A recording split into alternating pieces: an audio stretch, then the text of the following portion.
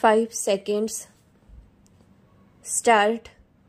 सभापति जी, जब से इस विश्वविद्यालय ने अपना नया रूप धारण किया है, तब से यह पहला अवसर है कि मैं इसके आचार्य और स्नातकों से अपनी कुछ बात कहने के लिए यहाँ आया हूँ। विराम। भारत में जिन विश्वविद्यालयों को इस दृष्टि से कि उनकी स्थापना को अभी पूरे 50 वर्ष भी नहीं हुए हैं, नया कहा जा सकता है, उनमें वाराणसी विश्वविद्यालय को छोड़कर संभवतः यही विश्वविद्यालय सबसे पुराना है। विराम। किंतु अभी कुछ ही दिन पहले इसने अपना वर्तमान रूप ग्रहण किया है। विराम। इस दृष्टि से यह इन सब नवीन विश्वविद्यालय में नवीनतम विश्वविद्यालय माना जा सकता है। विराम। अभी इसकी परंपराओं की श्रृंखलाएं इतनी कठोर नहीं हो गई हैं कि यह नए पथ पर सरलता से अग्रसर न हो सके। विराम।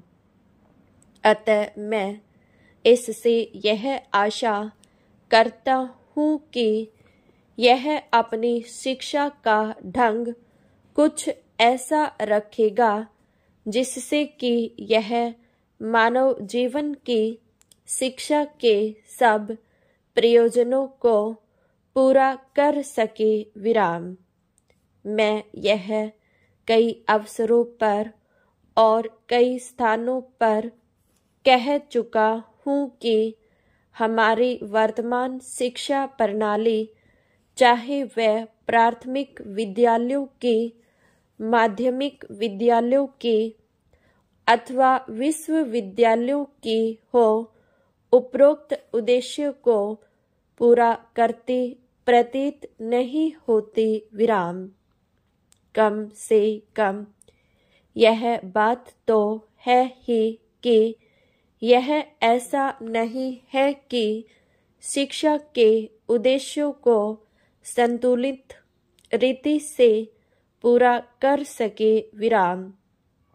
आपकी अनुमति से इस संबंध में मैं आपसे कुछ शब्द कहना चाहता हूँ। विराम। पैरा। मेरा यह मत है कि शिक्षा के 3 उद्देश्य होते हैं, जिनमें से 2 उद्देश्य तो व्यक्ति के अपने निजी जीवन से संबंध रखते हैं और तीसरा व्यक्ति के सामूहिक जीवन से संबंधित है। विराम।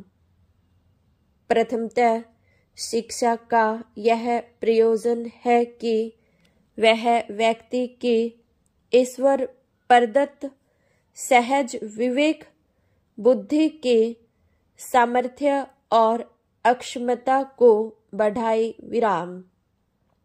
यह ठीक है कि मानव को विवेक बुद्धि जन्म से ही प्रकृति या ईश्वर से मिली हुई होती है, किंतु अपनी नैसर्गिक अवस्था में इसकी सामर्थ्य और अक्षमता अत्यंत सीमित होती है। विराम। यदि कोई व्यक्ति केवल उसी के सहारे छोड़ दिया जाए तो अपने देशकाल की सीमाओं के कारण वह उससे न तो अपना ही कोई लाभ उठा सकेगा और न अपने अन्य भाइयों का कोई भला कर सकेगा। विराम। किंतु यदि उसकी विवेक बुद्धि को पिछली पीढ़ियों की संचित अनुभूति से संपन्न कर दिया जाता है तो उसकी शक्ति और अक्षमता बहुत अधिक बढ़ जाती है, क्योंकि उस अवस्था में उसे अपने और बाह्य चराचर जगत के बारे में ऐसी अनेक उपयोगी और आवश्यक बातें ज्ञात हो जाती हैं जिन्हें वह केवल अपने विवेक या विचार शक्ति से नहीं जान सकता था। विराम।